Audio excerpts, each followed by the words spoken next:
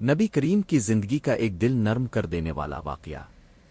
مدینہ میں ایک غریب عورت تھی جو روزانہ رسول اللہ کے دروازے کے قریب سے گزرتی مگر حیا کی وجہ سے کبھی اب سے کوئی درخواست نہ کرتی۔ ایک دن راستے میں اس کی چھوٹی بچی کے ہاتھ سے مٹی کا پیالہ گر کر ٹوٹ گیا۔ وہ پیالہ ہی ان کا واحد برتن تھا۔ بچی رونے لگی اور عورت پریشان ہو گئی کہ اب کھانا کہاں پکائیں گے۔